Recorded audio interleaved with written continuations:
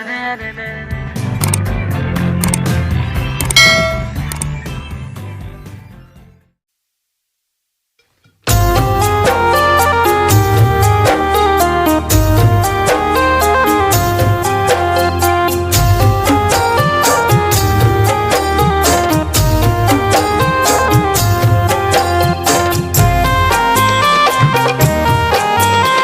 जी का हो? हर साल तो हमनी के छठ पर्व गा बजा के मनइबे करीला जा। हाँ तो काहे ना अब की नया कुछ कइल जाओ। छठ पूजा में नया होला का? हाँ होला ना, कुछ गाई। हाँ तो पहले तू ही गा के सुनाव। तो सुनी।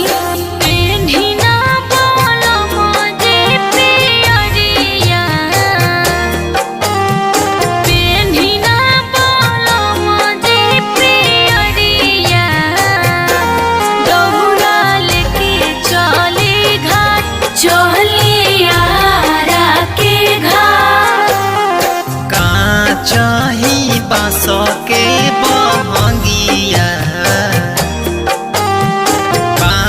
चाही बास के बहंगिया बहंगी लेके चलब घाट बहंगी लेके चलब घाट। ए जी तनी डीजे में गाई ना। डीजे में तो तू ही गाव। तो ली सुनी।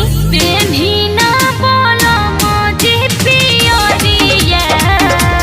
ए जी बेन्हिना बोलो मोजे पियरिया।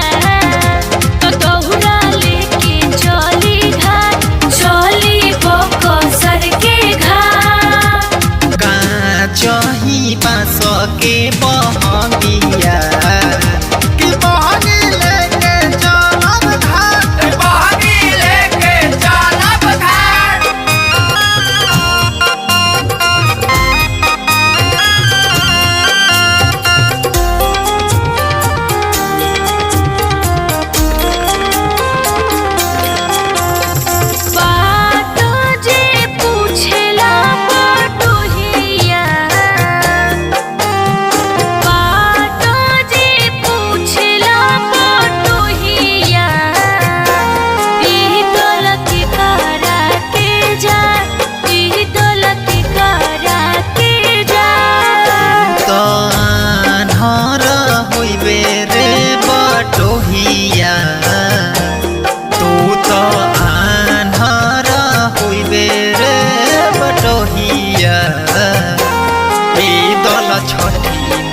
के जाए ई दल छठी मैया के जाए।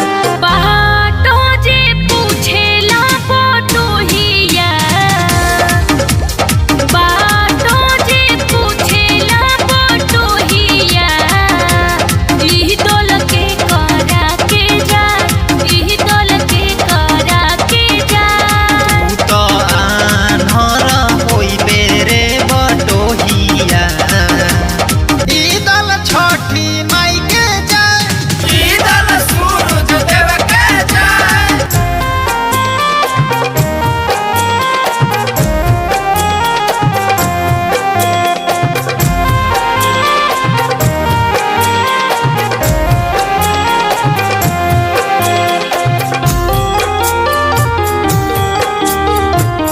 ए अम्मा जी तनी रहुओ नाची। कोदी सासू